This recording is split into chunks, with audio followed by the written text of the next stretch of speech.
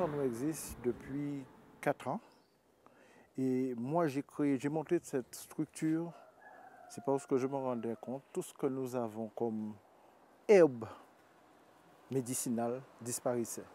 Je prends par exemple l'herbe à pic. Tout le monde entend parler de l'herbe à pic, mais personne n'a jamais vu un pied d'herbe à pic. Donc nous nous sommes rendus là où il y avait de l'herbe à pic.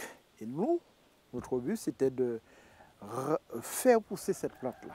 Ça a été très difficile au départ, mais par la suite, on a pu réaliser des boutures. Et nous, on a mis ces plantes-là en sachet pour pouvoir les commercialiser.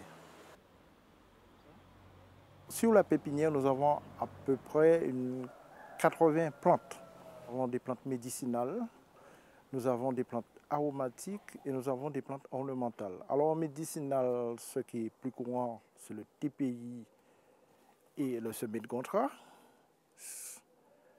Et aussi, nous avons ce qu'on appelle le chien-dent, puisque ces 3 plantes, il fallait les trouver dans le jardin. En aromatique, nous avons l'anis, nous avons la menthe, plusieurs variétés de menthe.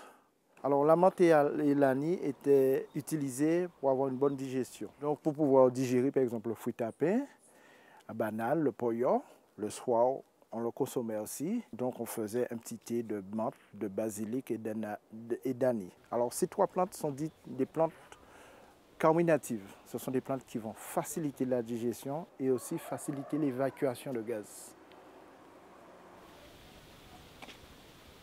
Dans l'ornemental, nous avons la rose cayenne.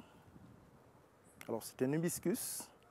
Donc on prend la fleur rouge et pour les petits enfants, dès qu'ils avaient la grippe, on prenait ça, on faisait ça en infusion.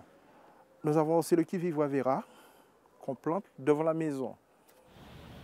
Quant à nous, c'est une histoire de famille, puisque le jardin médicinal même, c'est encore la famille. C'est quand le fils n'avait pas une plante, venait chez la grand-mère. Moi, j'ai voulu reprendre la tradition et mon fils, comme il est dans cette voie, je lui transmets le savoir. Et lui, comme c'est sa filière, donc il ne fait que suivre mes conseils et appliquer ce qu'il a appris.